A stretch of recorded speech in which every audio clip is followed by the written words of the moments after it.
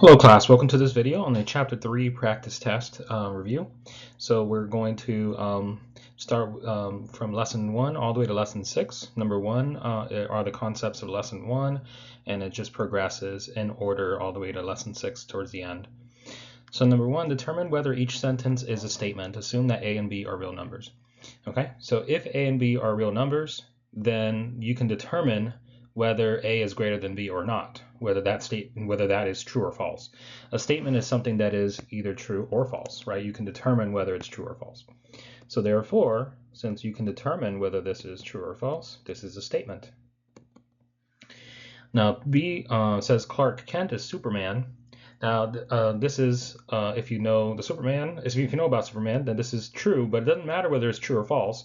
What matters is if you can determine whether it's true or false, okay?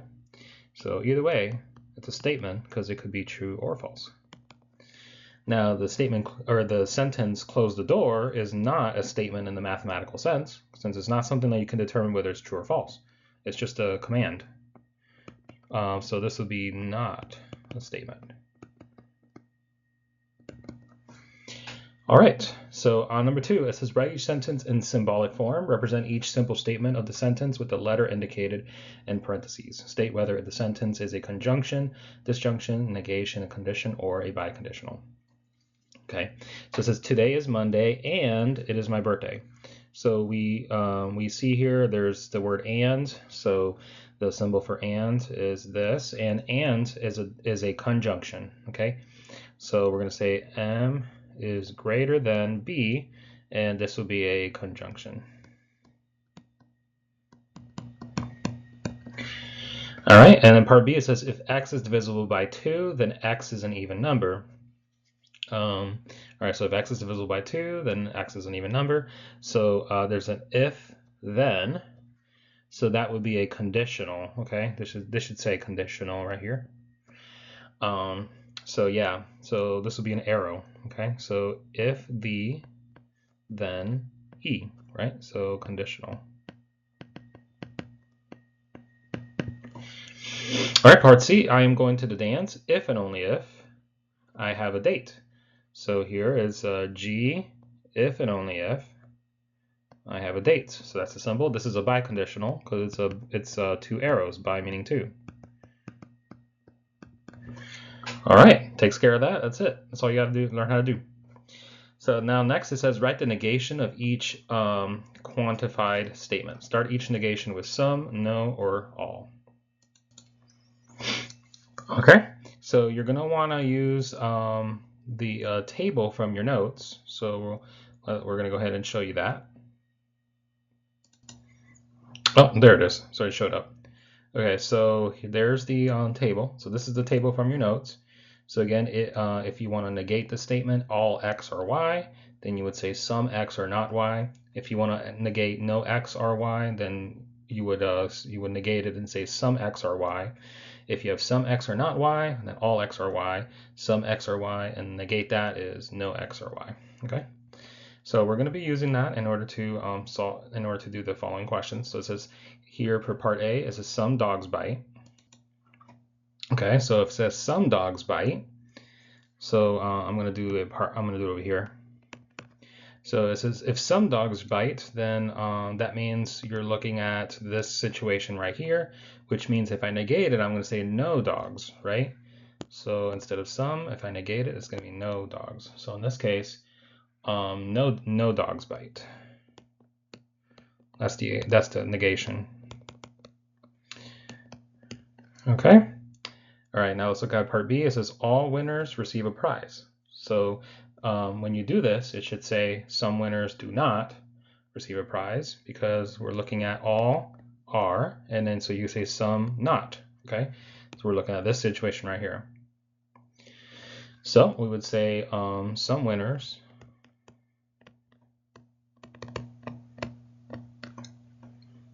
do not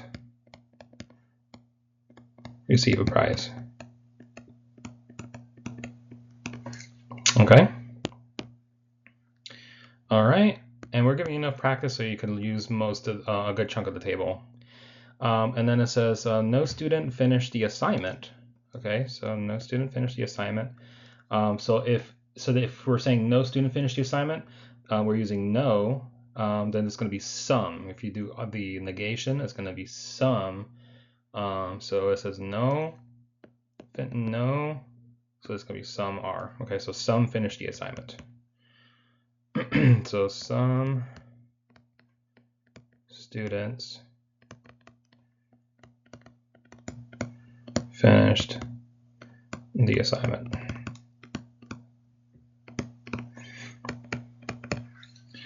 All right. And we'll look at the last one here. So it says every dessert at the Cove restaurant is good. So so we have every dessert. So we're gonna say some not. So this is gonna be like the situation where all, right?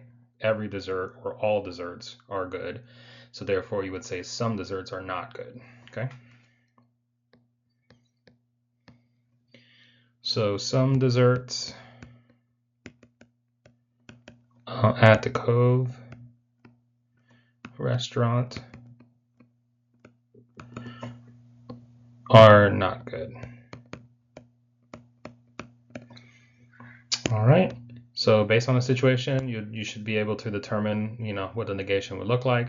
Make sure you know this table, okay? So for the test. So if I give you any one statement, you should be able to negate it. Okay.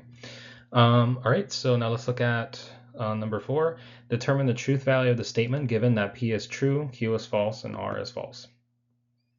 Okay. So go ahead and do A here. All right. So if P is true, so we have true and then Q is false. Arrow.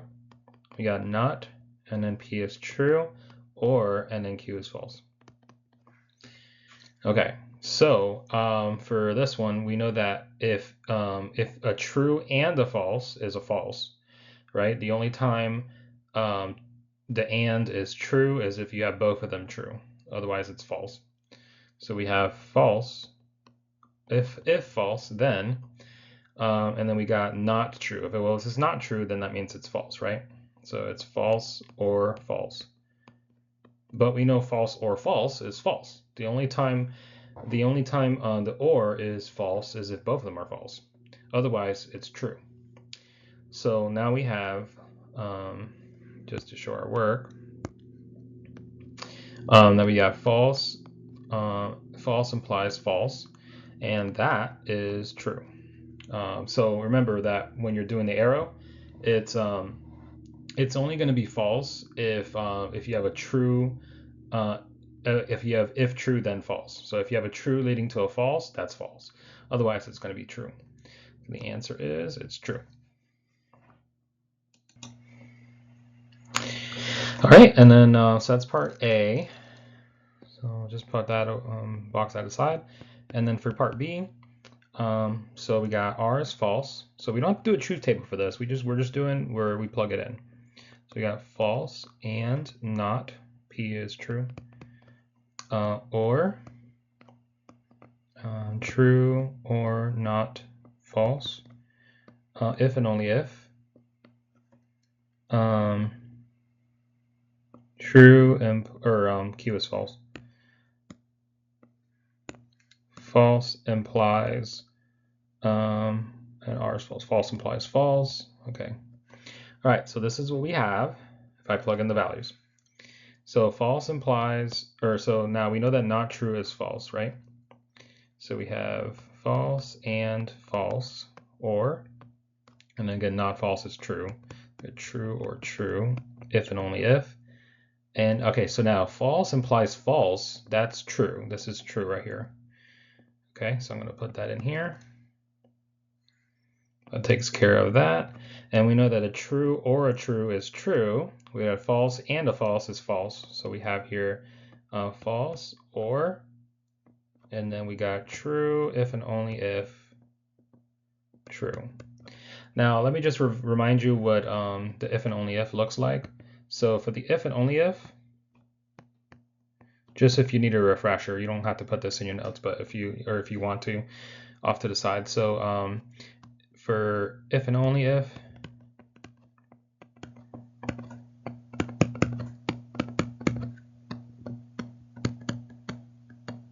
Let me just do that instead. I'll just do the truth table. So for if and only if, it's going to be true if both of them are either true or false. So if they're the same, it's going to be true. But if they're mixed, if one of them is different, it's going to be false. Okay, so that's how that works. So in this case, since they're both true, it's going to be true, right? So we get false or true, but false or true, a false or a true is a true. Okay, so in this case, they're both true on part A and B. All right, so there's your work for that. I would highly suggest doing this on a separate sheet of paper because we're going to need to do truth tables and all that stuff, and that stuff takes space. Speaking of which, number 5, construct a truth table for the given statement. So we're going to do a truth table for that, and then determine whether it is a tautology, a self-contradiction, or neither. All right, so let's go ahead and do that one. Number 5. We'll do A. Okay, so I'll write it out. So we got, it was not P or not Q, and Q implies P. Okay, so that was the problem. And so remember that there's 2 simple statements. So that means there's 4 rows. And then if you include the title, that's 5, right? So we're going to start with P, Q. I'm going to do 4 rows of trues or false.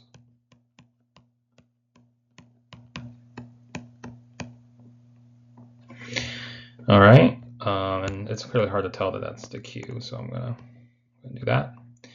All right, so now we're gonna notice that there's a not Q right here, so I'm gonna do that. So I'm gonna negate this, so opposite of true is false, opposite of false is true, so on and so forth. Okay, now I'm gonna do this parentheses, so P or not Q. Okay, so P or not Q. Okay, so now I'm going to do the first column and the third column. So true or false is true. Remember, this V means or. True or true is true. False or false is false. False or true is true. Now we're going to do this squiggly. You see this squiggly right here. We're going to do that negation on the outside. Okay. Hold on. Let me make sure I do this line like this. Okay.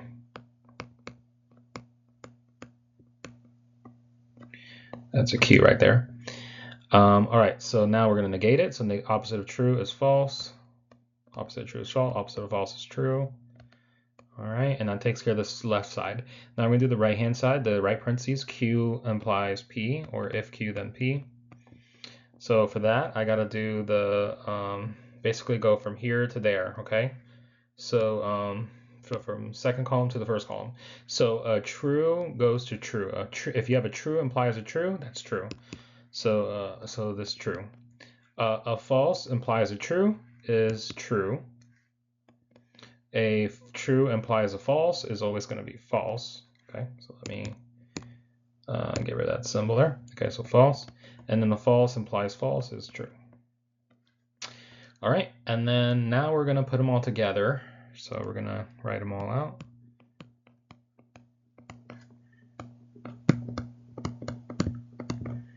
All right, so now I'll put them together. I'm going to do this column here, and then this. I'm focusing on these essentially right here, okay? Oops, wrong. That was the wrong one.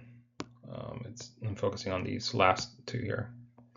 All right, so joined with an and. This is an and symbol, right?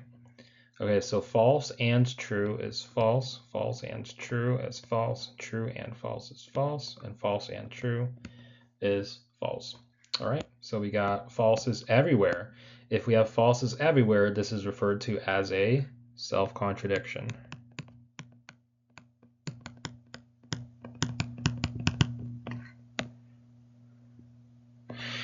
Okay, all right, so there's your truth table for the first one. We'll do the second one here. All right, so second one.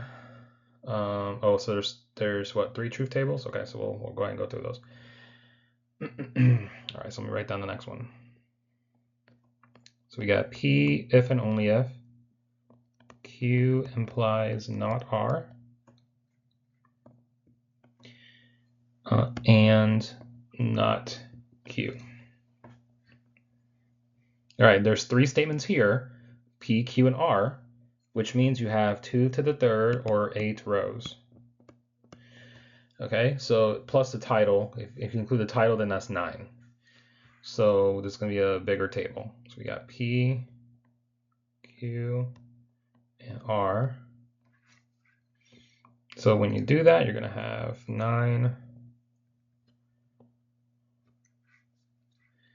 rows. Okay, so we got true, true, true. They can all be true. You can do true, true, false, true, false, true, true, false, false, false, true, true. You got false, true, false, false, false, false, true, and then all false. Okay, so you see there's 8 rows, right? And then the title is 9. All right, so there's that. So let's continue this. Okay, so now we have to do so the biconditional. But before we do the biconditional, we're going to do this parentheses right here. The Q implies not R. So notice that there's a not R there. So I'm going to do not R there first. And so opposite of true is false. Opposite of false is true. So on and so forth. Just flip them, negate them. Okay, so takes care of that one. So now next, I'm gonna do the arrow, this inside here with this. I'm gonna do then in this case I'm gonna do the arrow here. So I'm gonna look at this arrow right here. Okay. Okay. So we got Q implies not R. All right. So we're going from the second column here. So we're going from here to there, right? So I'll just draw the circles so you can see them. All right, so the true goes to false is false. True goes to true is true. Everything is true except if true goes to false, okay? All right, so all these are true except if you see true going to false. Okay, that's what we got so far. All right, so now we're gonna do this biconditional, right? I'm gonna do that. Grab my, continue this line. All right, so we're gonna do all of this. All right, so so we're looking at this column and then the last one that we did. Remember, a biconditional is true if both of them are true or both of them are false. So like if they're the same, it's true. If they're mixed, false. Okay, so that's easy to tell. So true and false, that's gonna be false because they're mixed. True and true, it's gonna be true because they're the same. Okay, so as long as they're the same, it's gonna be true. This one, true, true, true. False, false, that's going to be true because they're both the same. And then false, true is going to be false. False, true is false. False, true is false. Okay. All right, so that's what we got so far. Let me erase these. So now we're going to do the right side, which is not Q. I don't know if you can see that right here. So I'm going to do the not Q. All right, so flip the second column. So true is false. We're flipping this one.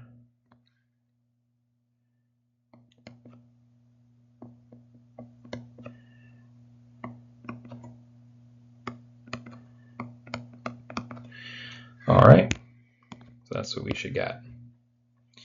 Just double checking, make sure we're good. Okay, so now we're going to do everything, do the whole thing.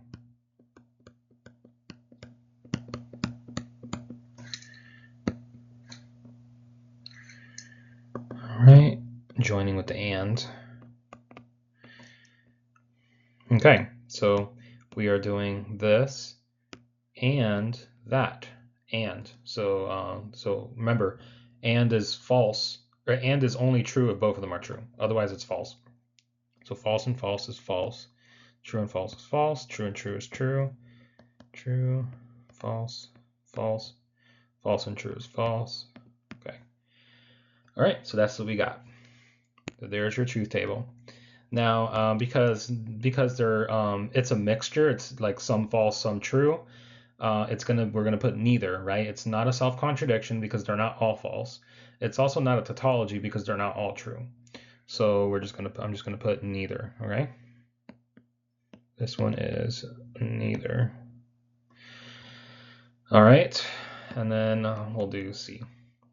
Okay, so C was, and again, I'm taking my time on this, but you can, if you are adept with this, you can just check your answers. But if you are needing that review, we're hoping that this is useful. All right, we got P and not Q. Okay. All right. Okay, so again, there's only two statements, so we only need 2 to the second is 4 rows. Okay. So we got P, we got Q, so this is a smaller rows, right? So it's not as bad. Okay.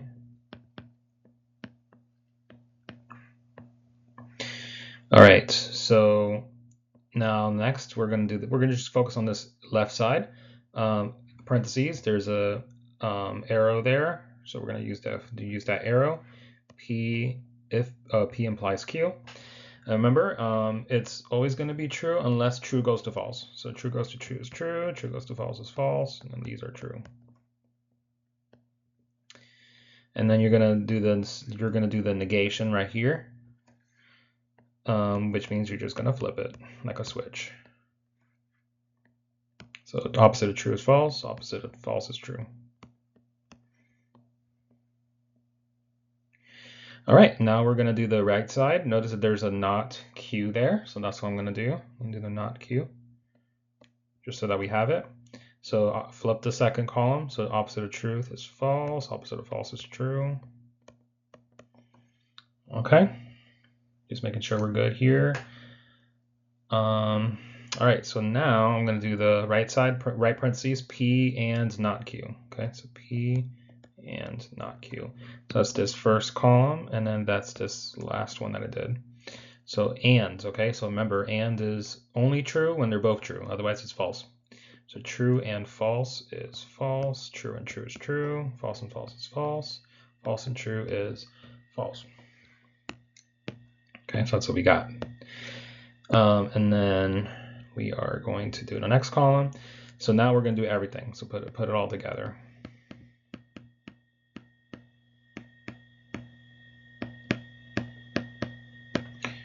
All right. So we're doing this and this, right? And we're doing the double arrow, the biconditional, if and only if. So remember, the way biconditional if and only if works is it's if they're both false or if they're both true, then it's true. Otherwise, if they're mixed, it's false.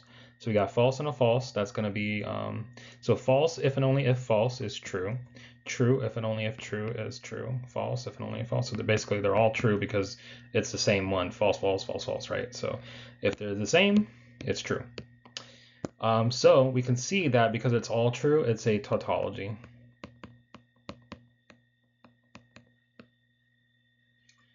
All right, so that takes care of that. Now we're looking at the next question. Truth tables take the longest, and then the other ones are not as bad. It's just when you have to set up a truth table that it takes time. All right, so now number 6, make use of De Morgan's laws to write the given statement in an equivalent form. Okay. All right, so remember De Morgan's laws are basically like if you're negating something with an or, you negate both of them, but then you switch the or to and. Also, if you negate a P and Q, then the and flips into or. Okay, so there's those are 2 of De Morgan's laws. Okay, so those are 2 of the laws. Just to remind you, you have to know those laws. It is not true.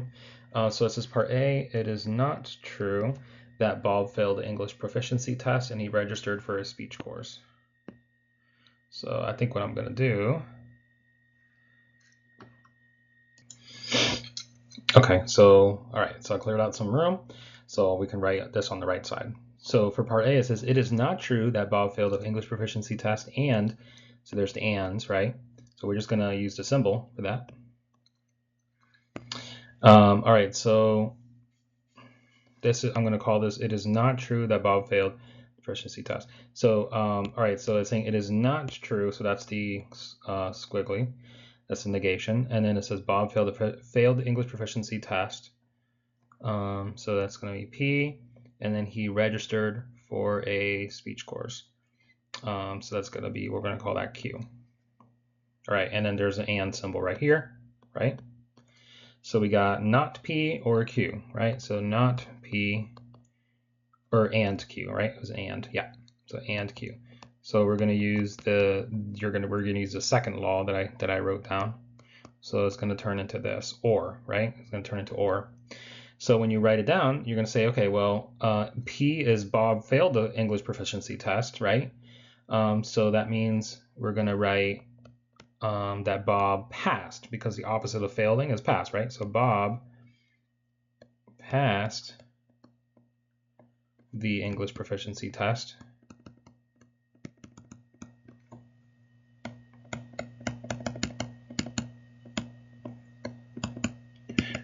Or, right? You don't have to write in capitals. Or, so this is the or symbol, right? And then not Q. So Q was he registered for a speech course. So we're going to say he did not register. Or he did not register for a speech course. All right, so that takes care of that one, and then we'll do part B here. All right, so it says Wendy will go to the store this afternoon, or, so there's the or symbol. So we'll call this P, and then she will not be able to prepare her fettuccine al pesto recipe. So if I call that Q, then I have P. So I'm going to call that P.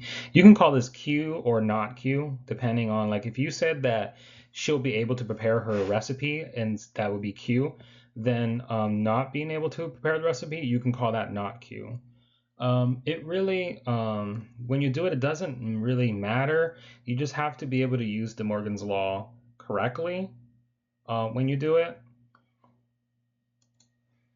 So, so what I'm going to do, just to illustrate the point, I'm going to say not is going to be the squiggly, so I'm going to call this not Q. But you could just as easily call that just Q, and you just have to modify how you do it. So, all right, so let's just say P or not Q. That way it's one with positive, one with negative, and show you how to do that. So we got, and it's an or, so P or not Q. So you have to convert that to, we're trying to convert this to the squiggly on the outside, okay? Now, in order to do that, well, remember, if we distribute the negation, they both have to have the negative, right? If you look at, yeah, so if you're going to distribute this, then they would both have to have the negative. So in this case, you're going to have not P. Now, if I do negative negative, that turns positive, which is what I have here, right? So that's good. And then this has to flip to and, right? So got to flip. And then now if I have a double negative Q, that's just going to be Q, right? So I have that. So then if I distribute, then I would get the original here. All right, so hopefully that makes sense. Now, if I had P or Q, then this would be, so if I wrote it like this, you don't have to write this, but if I did that, then I would simply just write it as not P and not Q. Okay, and it really wouldn't change the answer at the end. It's just going to look different. Okay, so just in case, I just want to let you know that that's how you do that. So I used De Morgan's law, using that. You just want to make sure you show that work. And then, yeah, so now we can say it is, so since we have the negation on the outside, we're going to say it is not true that, and then we can do it. So not P is Wendy will not go to the store, right? or you could say it is not, is it not, it is not true, or you can say it is not the case that, depending on how you want to write it. So you can say it is not true that, or it is not the case that, and you can say Wendy will not go to the store this afternoon. Okay, and then we have the or.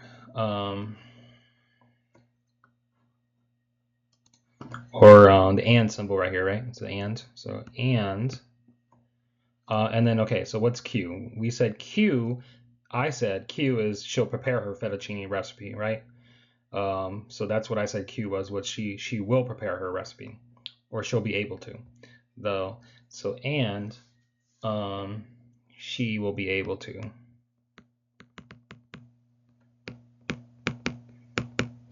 prepare her fettuccine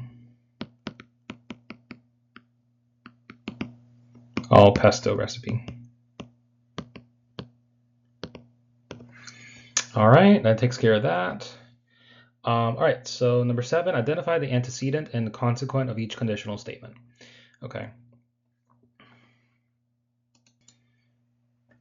Okay, so real quick, so when you get to the truth tables, this is lesson 3.2.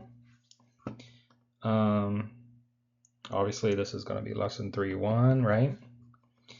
And then when you get to antecedents and stuff, this is kind of 3.3. But you will need you're gonna need the chart from 3.4 right here. See this little chart? This chart was from chapter 3, lesson 4, and this helps you, like if they write something in a certain form, like Q is a necessary condition, P is a sufficient condition, P provided that Q, or Q provided that P, that stuff.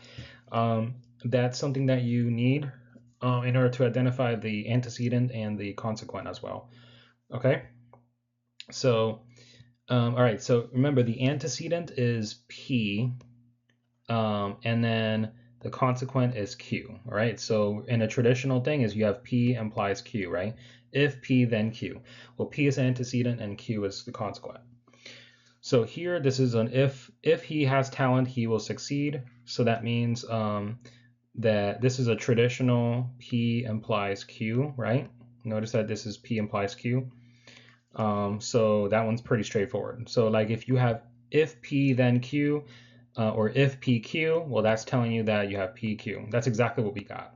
And so therefore we already know like what it looks like, okay? By the way, these are all equivalent forms of P implies Q, like the P arrow Q. These are all different ways of saying the same thing. Okay, so here we go. So, all right, so that means if he has talent, then he will succeed. So the antecedent here, we kind of wrote it down, but I'll just write it down. So the antecedent is he has talent, and the consequent, you don't write the if, okay? So don't write the if. The consequent is he will succeed.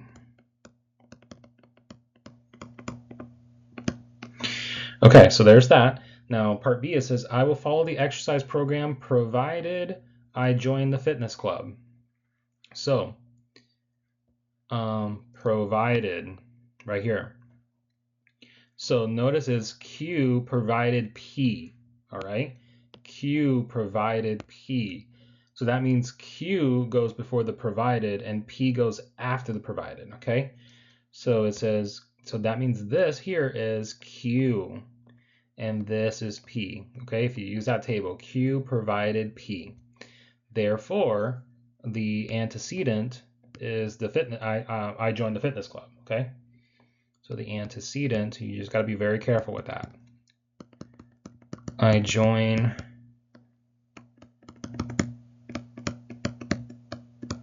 the fitness club, and then the consequent is the exercise program. I will follow the exercise program.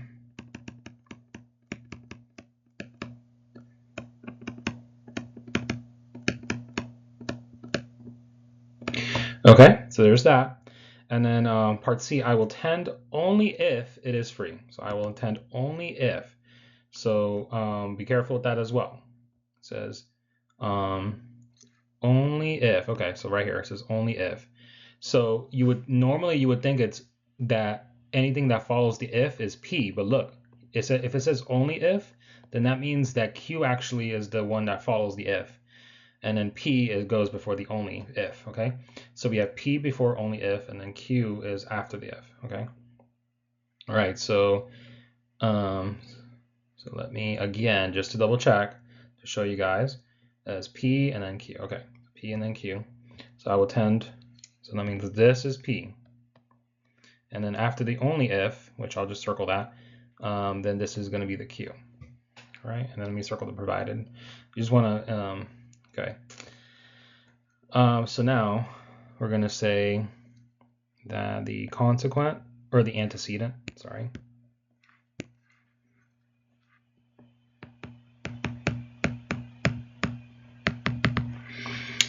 is I will attend the consequent is it is free.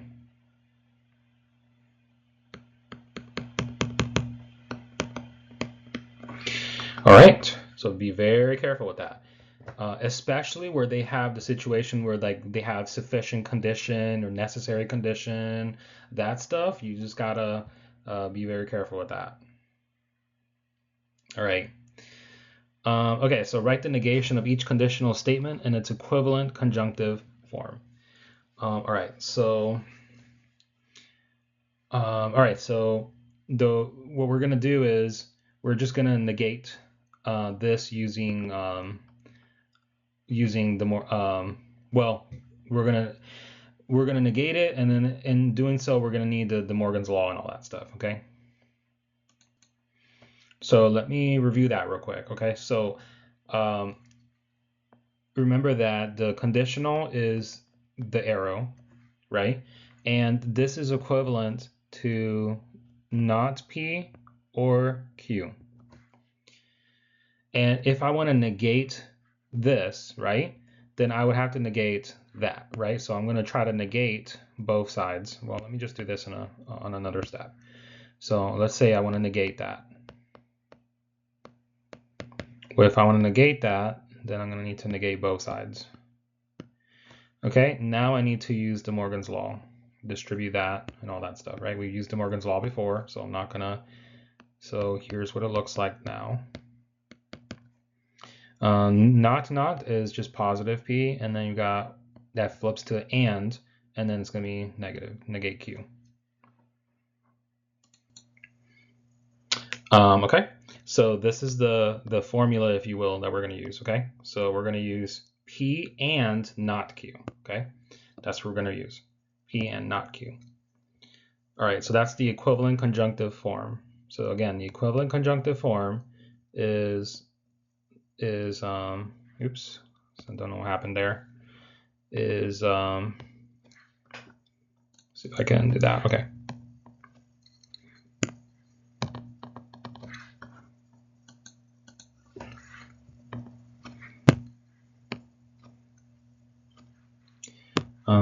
Not sure what's going on. Okay, so we got not.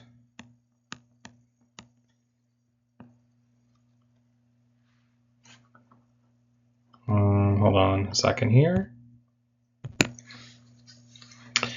Okay. All right, so let's try it again. Sorry about that. So this goes to Q, and then we're going to write this as P and not Q. Okay, so that's what we're going to use. P and not Q. That's the equivalent conjunctive form. Okay, so it says if I get my paycheck, I will purchase a ticket. So if I get my paycheck, so this is my P, and if I do that, then this. Okay, so this is my Q. All right, so that means that I'm gonna negate that. So if I negate that, I get P and not Q, right? So let me write that here. P and not Q. So P is going to stay the same. So I get my paycheck. I guess we can say that, right? So I get my paycheck. That's P.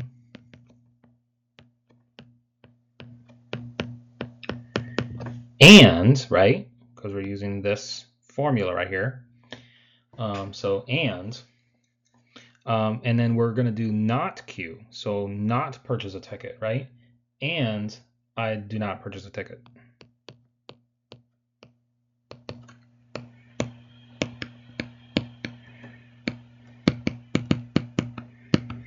All right, there you go. So that's part A. Now here, the tomatoes will get big only if you provide them with plenty of water.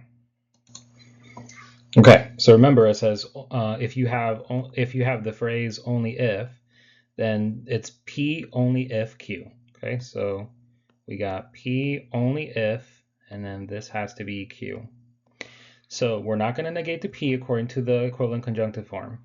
So the tomatoes will get big.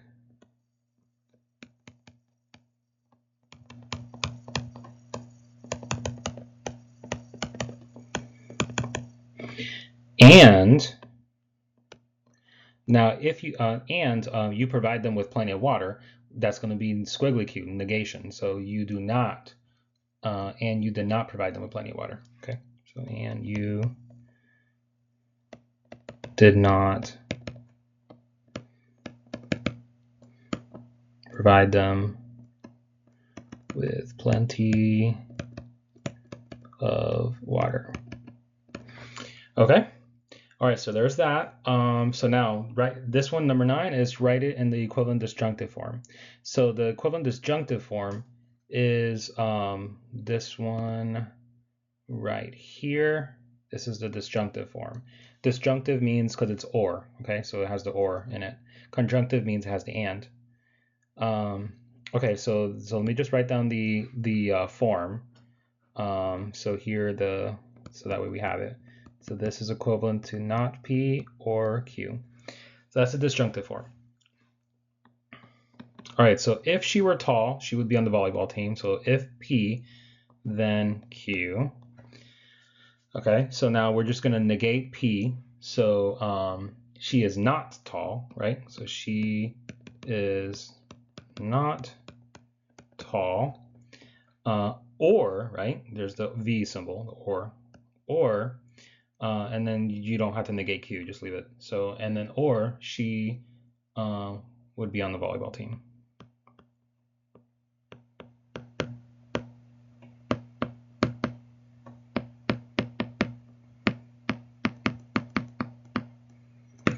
Okay. So in part B, now it says if he can stay awake, he can finish the report. Okay, so if P, then Q. Okay, so again, the same thing. You're gonna negate the P, but not the Q, and use or in between. So he cannot stay awake because you're gonna negate the P, right?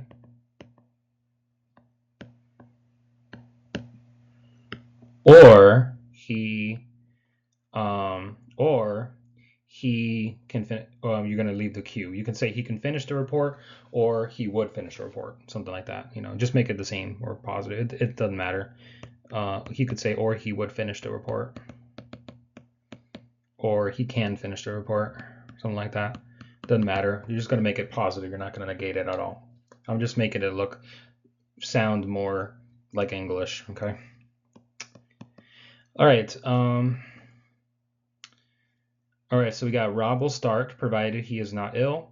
Now remember the provided, right? So be careful with that. So let's go back to the chart, if you will, for provided. Okay, so provided. You can see it right here. Q provided P. See that? Okay, so we got Q provided P. So, all right, so Q provided that P. So that means P follows the provided that. So P goes after that, Q is the beginning. So you just gotta Be careful with that.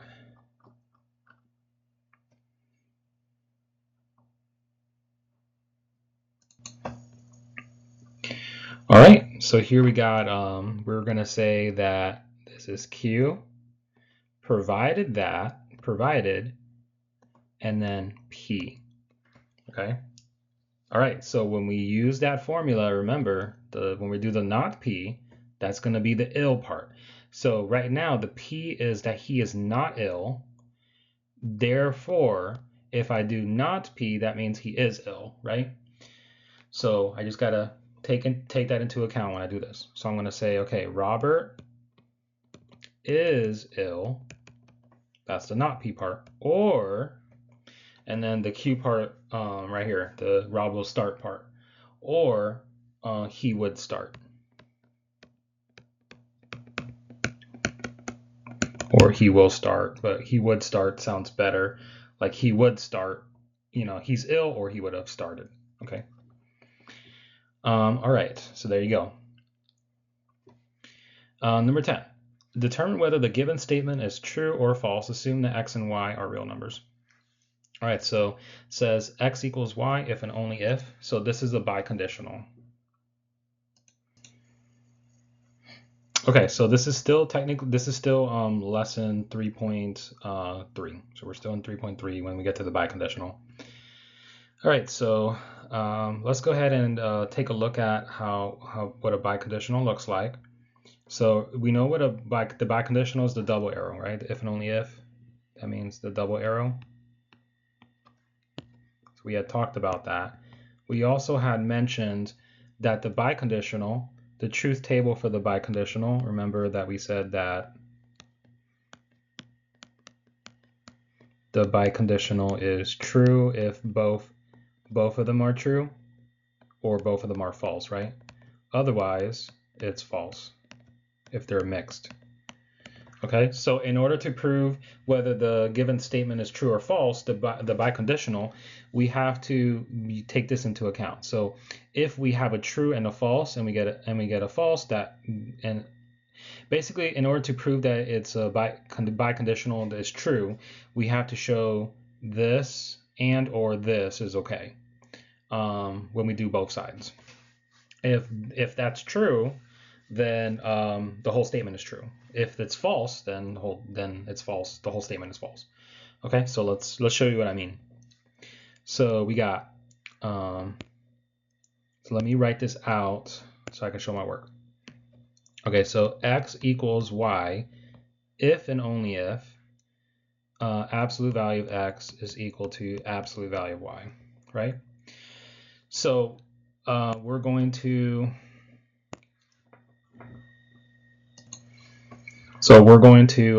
basically do it in both directions. Do it in the forward direction and then in the reverse direction because it's a two-sided arrow.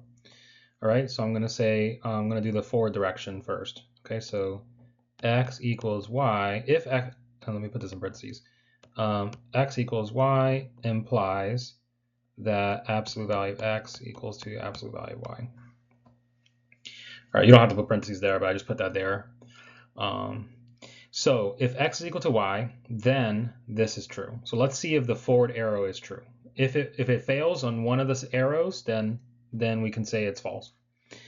All right, so now we're gonna assume like, okay, what if, let's say, if x is equal to, let's pick a value. We want x and y. Okay, so we want to make sure that this is true, so let's just pick up a value. Okay, so let's say x is 1, y is 1. Okay, so if x is 1, y is 1, then obviously x is equal to y, so this is true, right? Because obviously 1 is equal to 1. And then we have here, okay, so let's do the math. So absolute value of 1 is equal to absolute value of 1. Is that true? Yes, right? So this is true. So a true goes to a true. This is equal to true.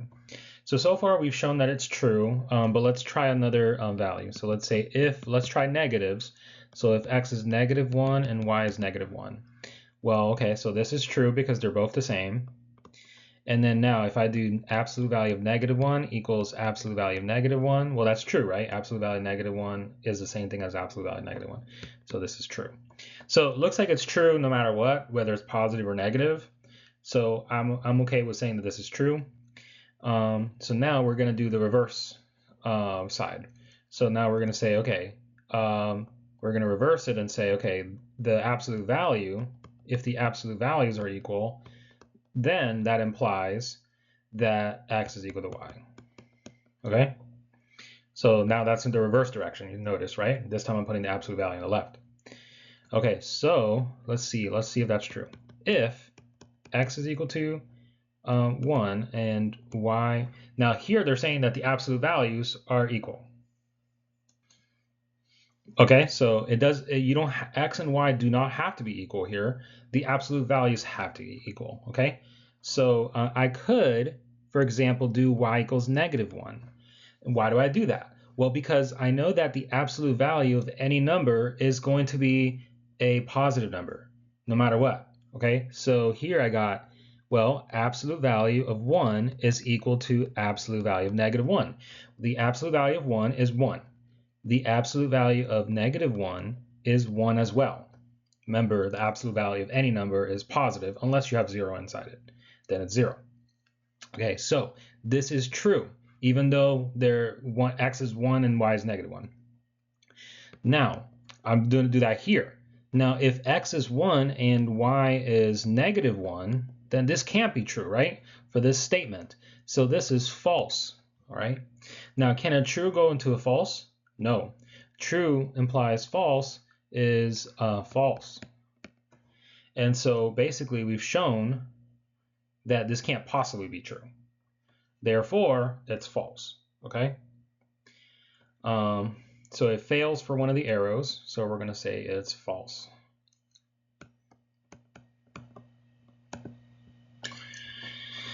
Okay, so you just have to find where an issue with one of the arrows, at least, if there's an issue there, okay? All right, so basically at the end of the day, you have to make it so that you get a true goes into a false. If you can do that, then you're good, right?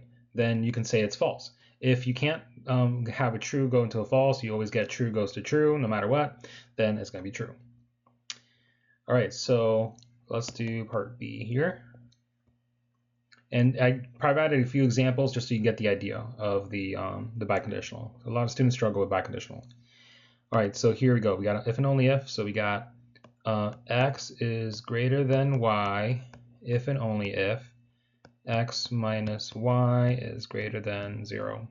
So we're going to do the forward direction. So we're going to say x is greater than y if x is greater than y, then x minus y greater than 0. So just the forward direction, and we'll see if this is true. So let's pick a value for x. We just want x to be bigger than y. Okay, so if x is 1, y is 0, I don't know, something like that. Okay, so then in that case, you get 1 is greater than 0, and you get 1 minus 0 is greater than 0. Well, we know that this is true, and we know that 1 minus 0 is 1, and which is greater than 0. So this is true. Okay? And really, this is true no matter what, but I'm going to try one more example. Let's try 1, and then let's try -1. Let's try a negative there. So let's see. So 1 is greater than -1, so that's true. And let's plug it in here. 1 minus -1 is greater than 0. Double negative turns positive, so 2 is greater than 0, so that's true. So guys, looks like it's true no matter what. So if we can find one example where it's not true, then it's false. But right now I can't find an example. So far it looks good. But now let's do the reverse direction. So now I'm going to do the x minus y greater than 0 part. Implies x is greater than y. All right, so again, let's try. We want the difference x and y to be greater than 0. So again, we can use the same numbers if we want. I don't see why we wouldn't. So we get 1 minus 0 is greater than 0, implies that 1 is greater than 0. And so this is true, and this is true.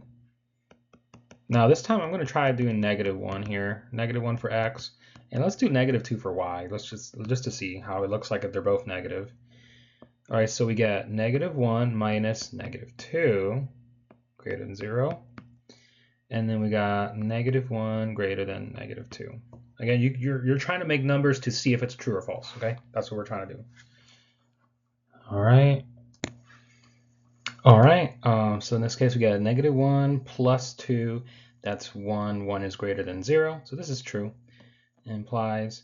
And then is -1 greater than -2? Yeah, so that's true. So see, even if I made a different example, it's still going to be true. So therefore, this has to be true. So I'm going to put true.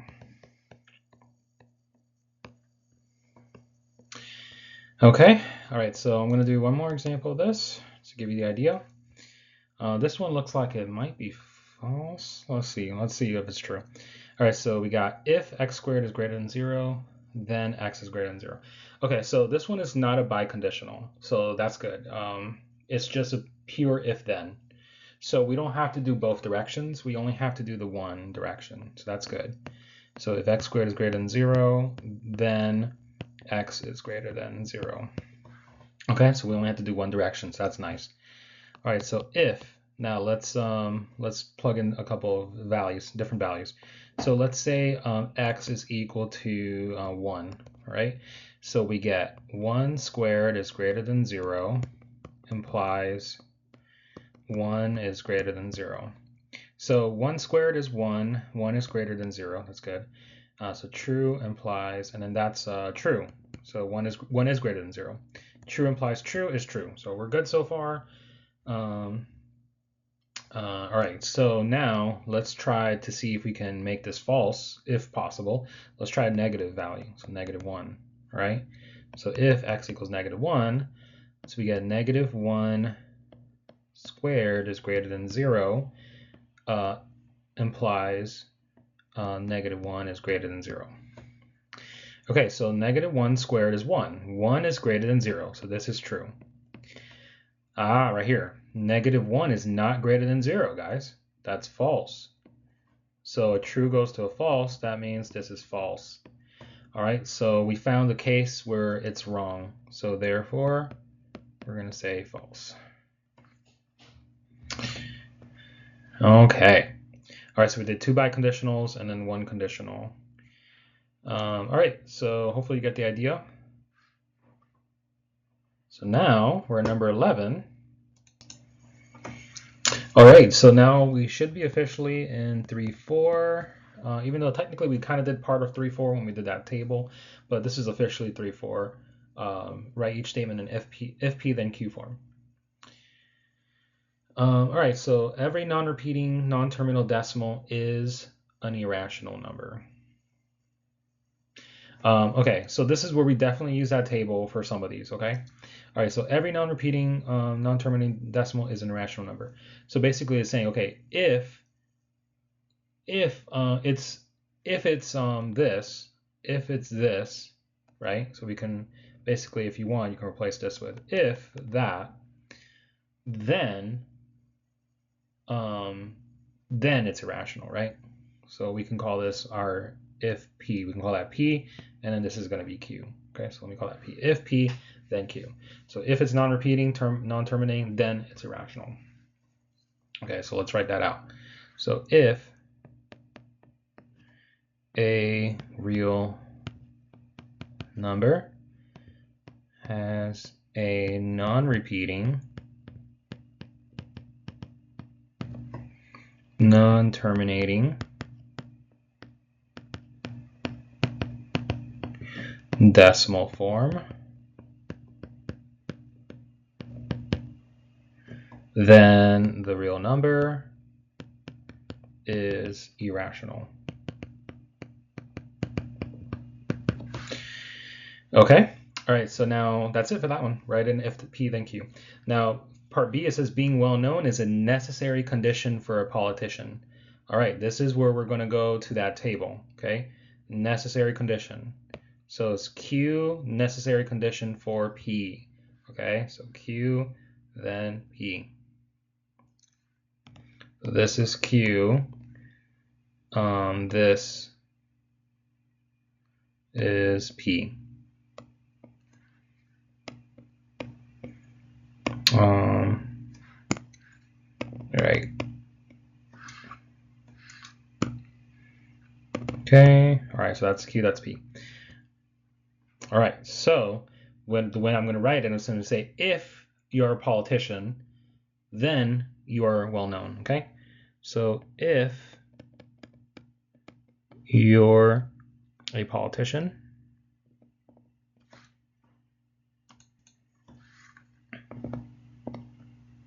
oops, not sure what's going on there. All right, so if you're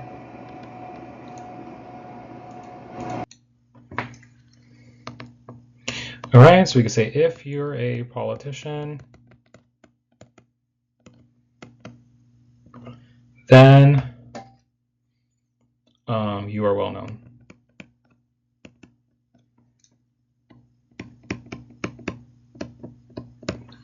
Okay. All right, so next one it says being divisible by 9 is a sufficient. Oh, I could buy the house provided that I could sell my condominium. So provided that. So Q provided that P. So same thing like the necessary condition. Q provided that P. Okay, so we're gonna do Q provided that P. Okay, so Q, there's the provided that, and then this is P. So if P, then Q. So if sell my condominium, right? If I can sell my condominium.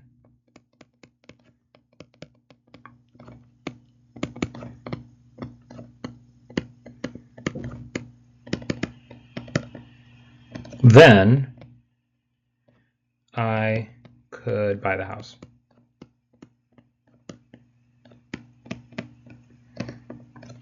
Okay. Now, being divisible by 9 is a sufficient condition for being divisible by 3. So now let's go here, sufficient. So P, Q. Okay. So you just got to know that. But I wanted to just show you why. Okay. So P, and then sufficient condition, and then there's Q. Okay. So if a number is divisible by 9, then it's divisible by 3. Okay. So if a number is divisible by 9, oops,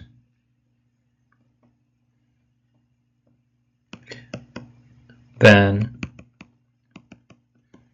it is divisible by 3. All right, there you go. So now we're at number 12, guys. All right, so number 12, it says write the converse, inverse, and contrapositive of the given statement. Okay, so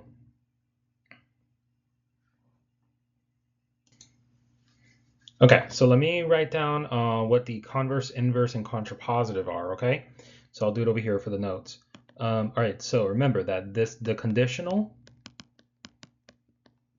is P implies Q, right? Let me just write that better. P implies Q. So that's the conditional. That's the regular original conditional. Now, if you were to do the converse of that, then that means you swap Q and P. If you want to do the inverse, you're going to negate the P and the Q in the original conditional. And then lastly, if you got the contrapositive, you're basically doing the inverse, which is right here, and then you're swapping. So you're doing the converse of the inverse. So you're doing both. You're switching them and you're negating. So switch and negate. So that's the contrapositive. All right. So now, if you build it, they will come. So if P, then Q, right? That's the conditional. If P, then Q. So then the converse is you switch them, right? So for part A, we're going to do the converse. If they come, then you will build it. Or then you built it. Or you can say then you built it, or then you'll build it, or whatever. However way you want to put it. Just reverse them, P and Q, okay? And then the inverse is you take the original and then you negate P and Q. So if you do not build it,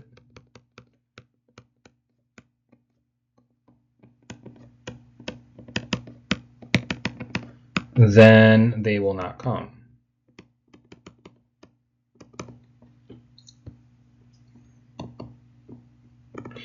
All right, and then the contra positive, you switch the inverse. So if they do not come,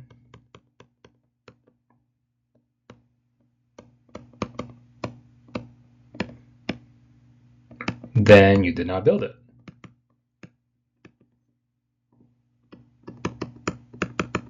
Okay. All right, so that's that. So now we'll do part B.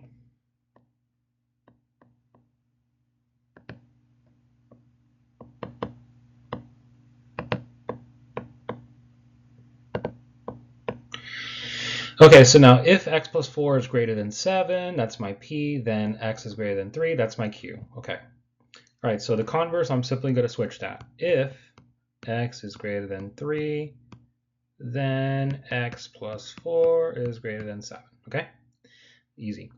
Now the inverse is you negate this, right? So remember, so you would say if you negate it, that's the same thing as saying x plus 4 is not greater than 7, right?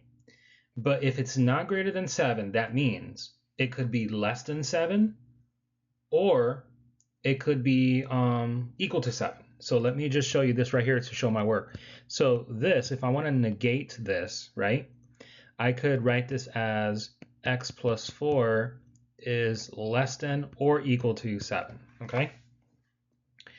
Similarly, if I want to negate x is greater than 3, it's just going to be x is less than or equal to 3.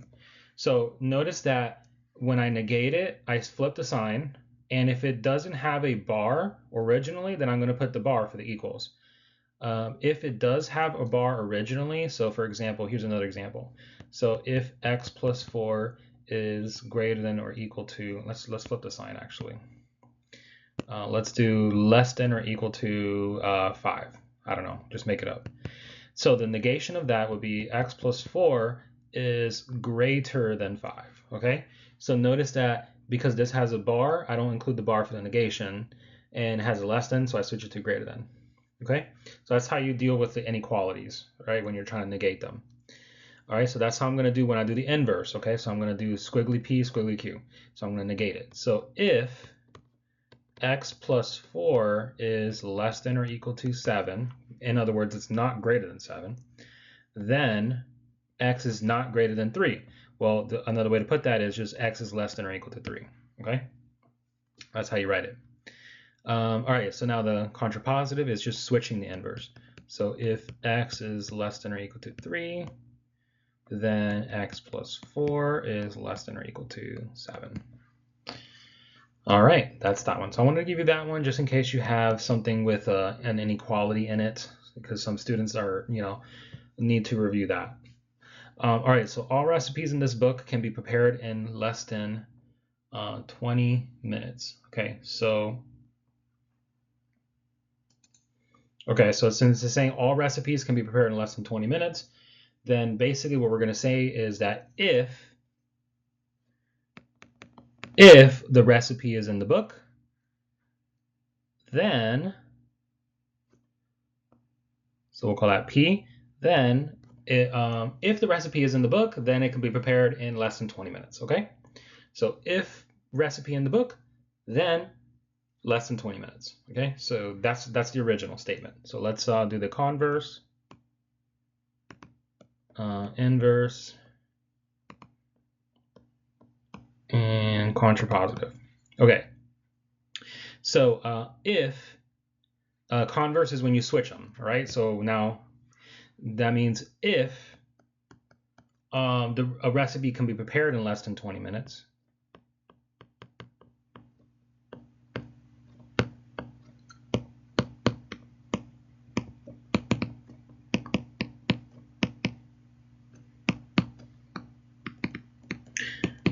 Then that means it's in the book, okay? So then the recipe is in the book.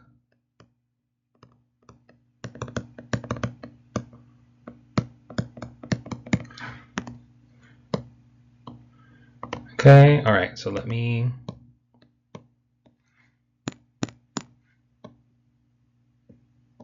move this down just so I have more room.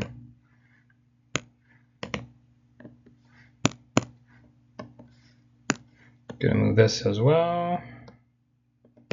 All right, so now I'm going to negate I'm going to negate the original, okay? So negate P, negate Q. So if the recipe is not in the book, then it cannot be prepared in less than 20 minutes. Okay, so if a recipe is not in the book,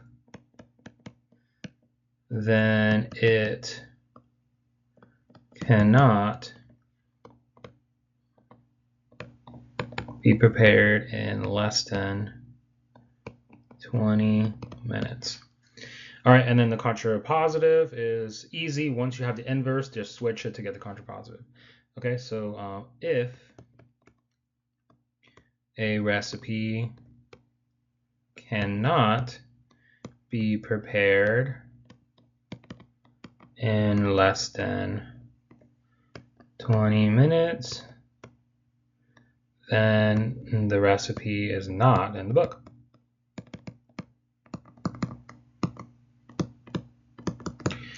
Whew. Okay, so that's that. So now we're looking at number 13. So this right here should be the beginning of 3.5 now. So when we get to this, so we just did 3.4, so now we're looking at stuff related to 3.5. Use the truth table to determine whether the argument is valid or invalid. Okay, so we got another couple of truth tables here to practice. So, all right, so let's use the truth table to determine whether the argument is valid or invalid. All right, so this is where we start dealing with arguments. Okay, so we got premise 1, premise 2, and then conclusion, right? So that's this type of stuff. Premise 1, premise 2, and then the conclusion. All right, so we are gonna, when we set up the truth table, here we only have 2 statements, right? So that means when we set it up, it's so let me actually what I'm gonna do is I'm gonna write this down. Okay, so let me write it down here. Okay, all right, so I just did a copy of the here, that way I can do the truth table. Okay, so we have, let's do A. So again, we have premise number 1, and then premise number 2, and then we got the conclusion, right? All right, so when we set it up, we only have 2 statements, so it's going to be 4 rows. Okay, so we got P, and let me try to draw the table better, so I'll take my time with it.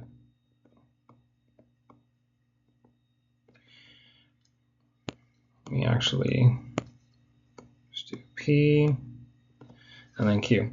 Okay, so again, only 4 rows, so true, true, true, false, false, true, false, false.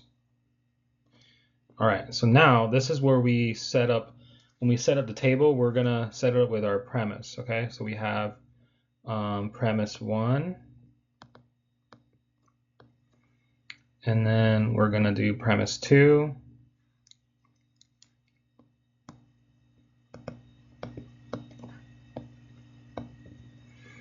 and then conclusion.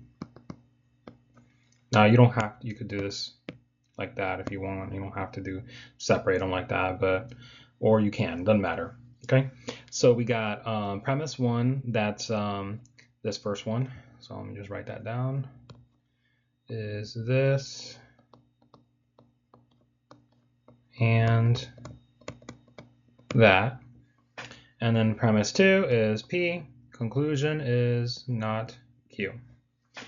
All right, though. So the premise one is going to be the more of a, the one that's going to be a lot of work, but we're just got to plug in the values here, true and true. So let's plug it in here.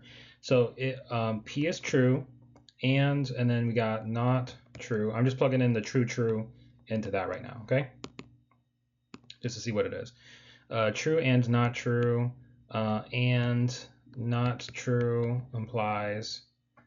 I'm going to show all my work here, and I really should draw this straight. All right, and not true implies true. Okay, so not true is false. True and false is false. And then it doesn't really matter what this is, but we're going to say this is not true is false. False implies true is true, but false and true is false.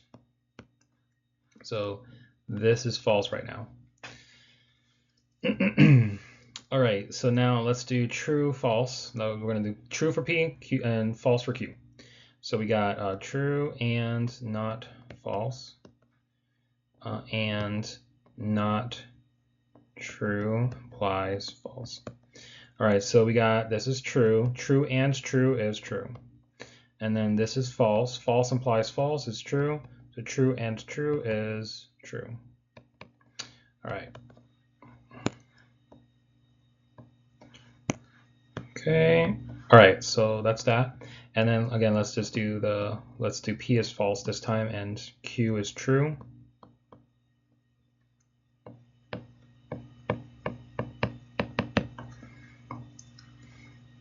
All right, so this is false. False and false is false. And then this is true. True implies true is true. False and true is false. Okay, we got false here. Now let's do both of them false.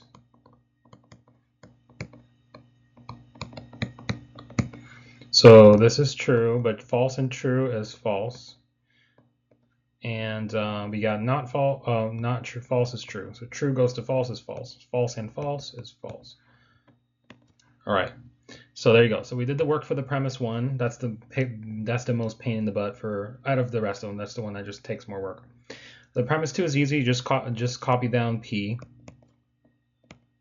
And in conclusion, just do the flip Q. So not true is false, not false is true, false and true.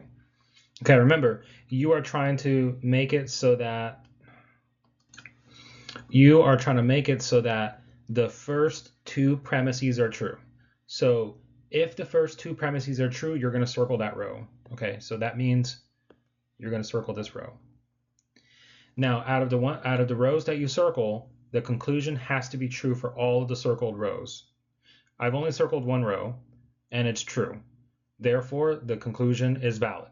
Okay, so we're going to say valid conclusion. Okay, so you're going to show the work by circling the row and noticing that that's true. Now, if you circled it and you got false, then that would be invalid. If you circled two of them and one of them is false, going to be invalid. As long as one of them or more is false when you circle them, then it's invalid. And which ones are you circling? Where the first two premises are true, okay? Where the premises are true. If all the premises are true, circle it. All right. Okay, so now let's do part B. So we got 3 statements, P, Q, and R. So we got 8 rows, okay?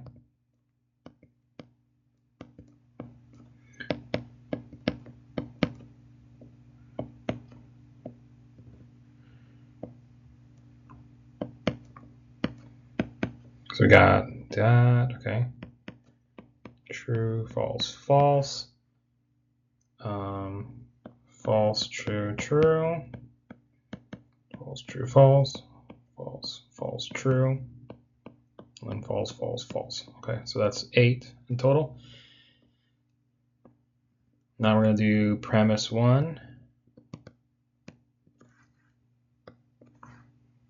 There's only 2 premises, right? And then we got the conclusion right there.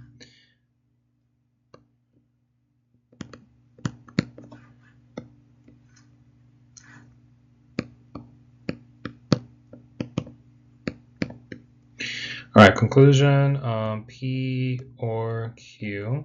Premise 2, R and P, and then this is like that big one.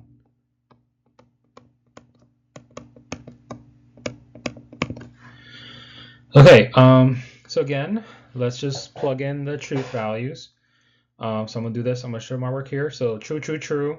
So true or not true implies true and true.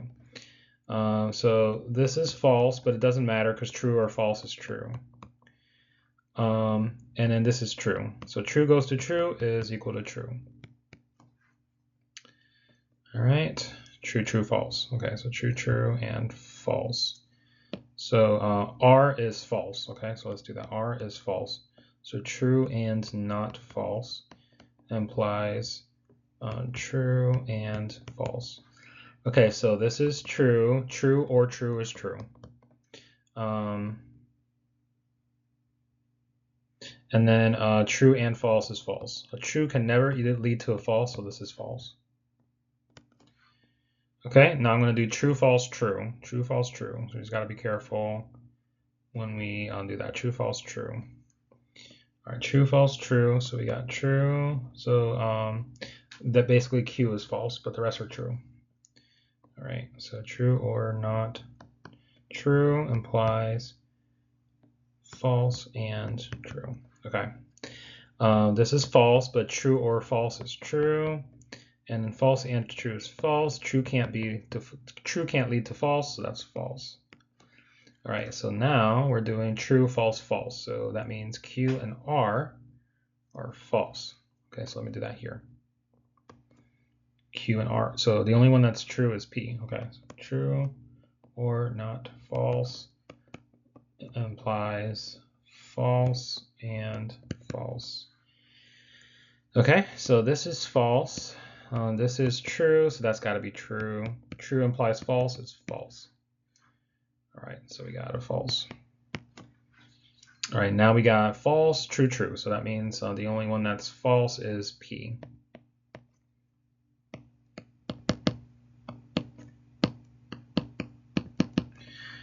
All right, so this is false. So false or false is false.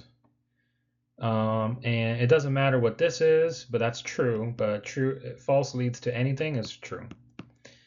Okay, so we got true for that one. Now we got false, true, false. So the only one that's true is Q. The only one that's true is Q. Okay.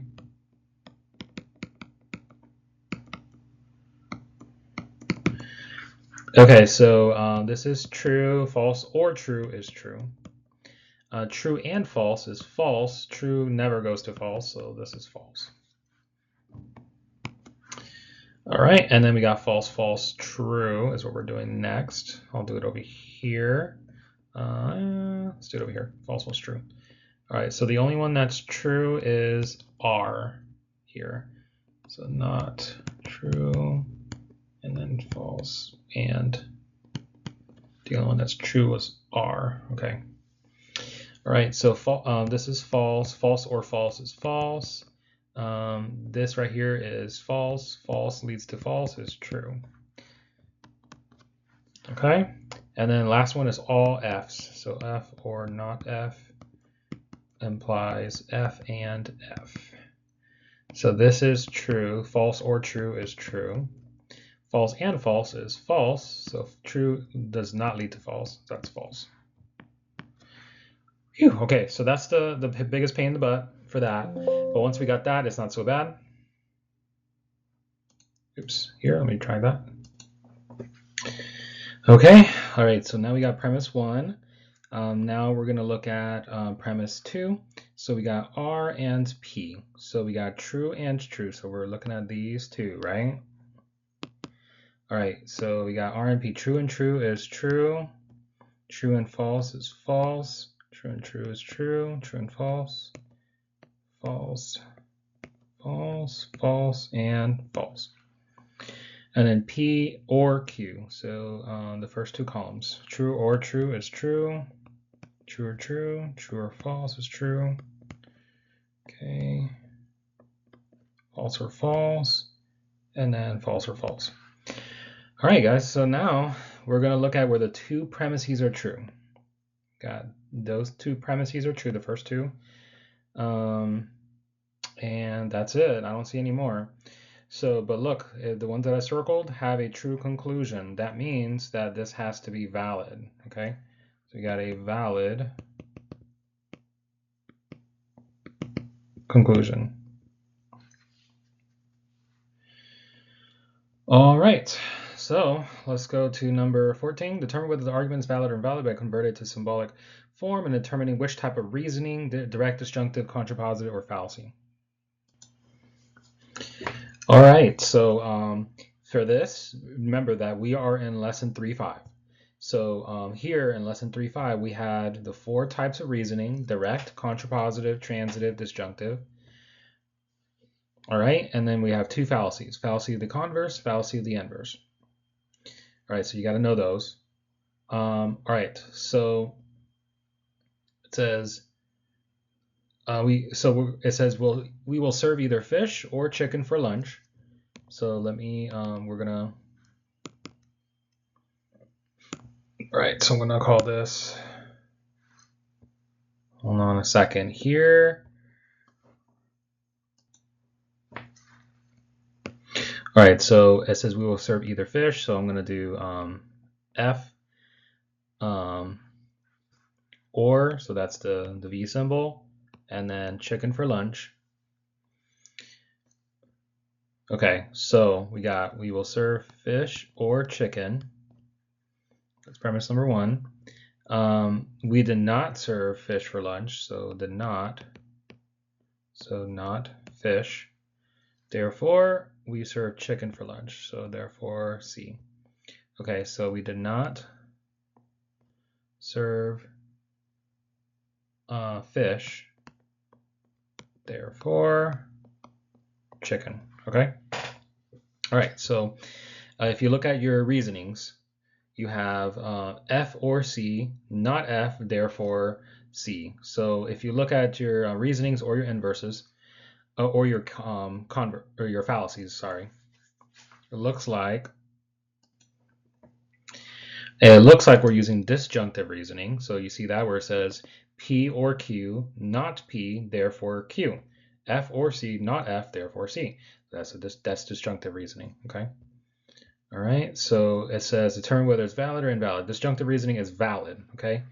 So this is A. So it's disjunctive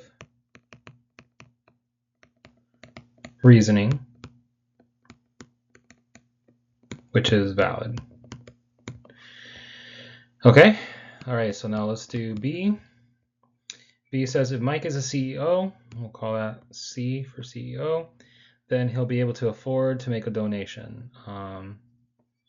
Okay. Okay, so we'll say D for donation.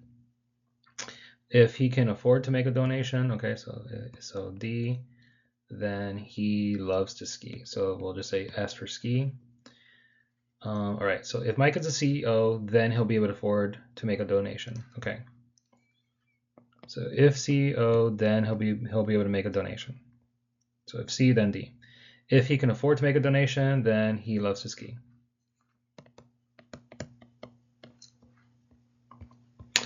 All right. If he does not love to ski, then he is not a CEO. Okay, so therefore, if Mike does not love to ski, then he is not a CEO. Okay.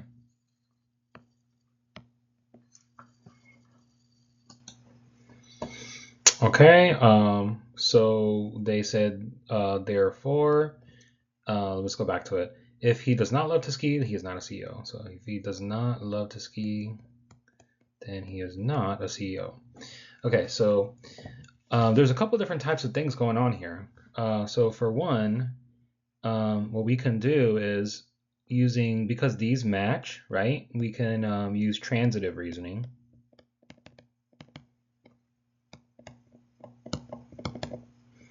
Okay, so remember transitive reasoning, if it's right here, if these match, then you can use the first and the last right there, right?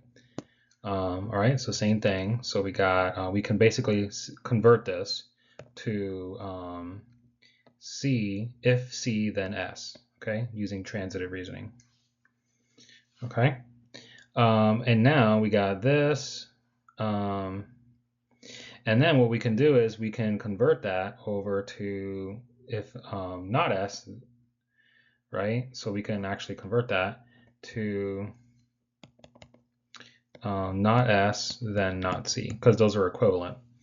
So we know that, so there's a couple of things you need to know, right? Is that, and I'll write it here, is that P implies Q is equivalent to not Q implies not P. So this is probably something you're going to want to remember for the formula. In addition, the converse is equivalent to the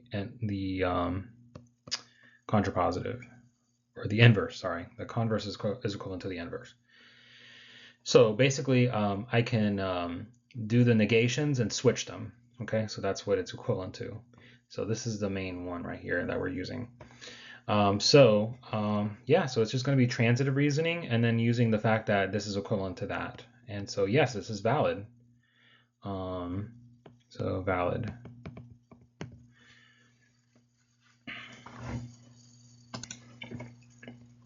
All right, so let's look at, there's a part C. If we wish to win the lottery, so L, then we must buy a lottery ticket, so T.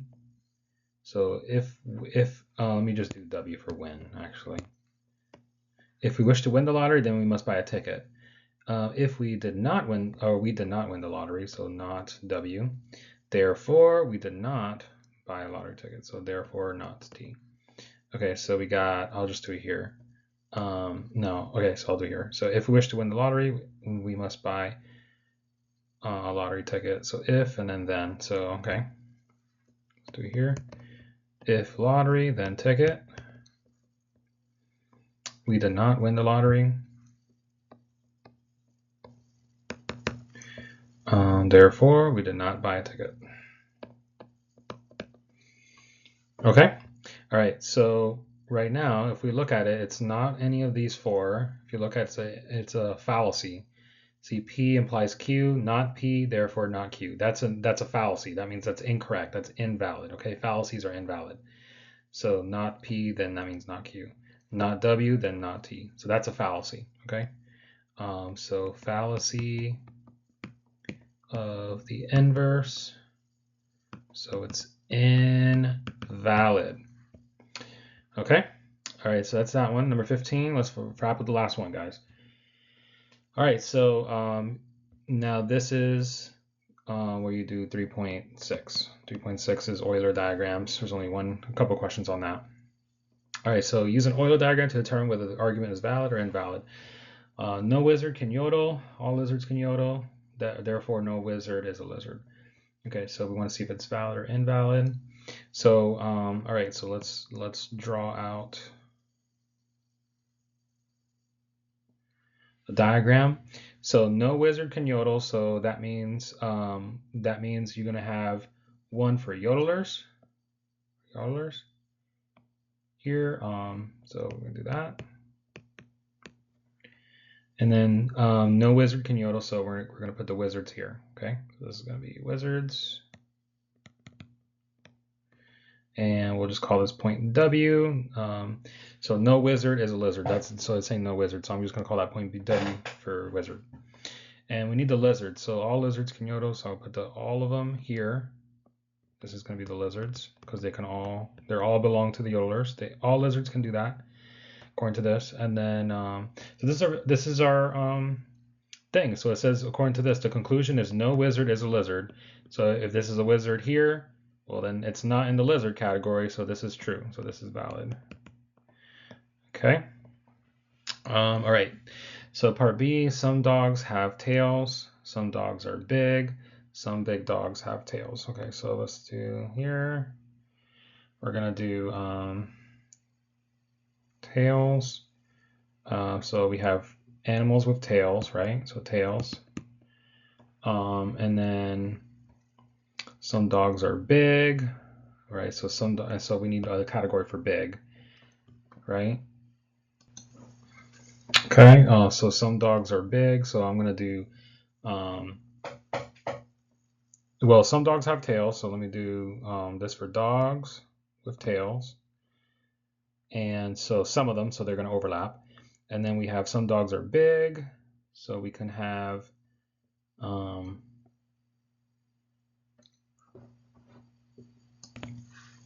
so it says some dogs are big, so you could draw two possible Euler diagrams, I guess. So you could do potentially something like this, right? Where we have, and I'm going to try to do a bigger rectangle here, where this is big. And you could do that, in which case this is, some big dogs have tails. That's true. That would be like this right here, right? So B for big dogs, okay? So some big dogs have tails. That would be true here. However, that's not the only way that I could draw it. I could also draw it where I have the tails. And then I said, okay, well, dogs have tails. Some dogs have tails. And then some dogs are big. I don't have to overlap big with tails, right? I could just do big here. And in that case, if I have a big dog, which would be point B here, then that one doesn't necessarily have a tail, right? According to this diagram.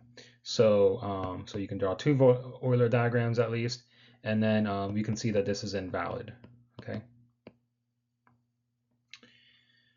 All right, guys, that's going to do it for the video. Hope you found this useful and informative, and as usual, I'll see you in the next one.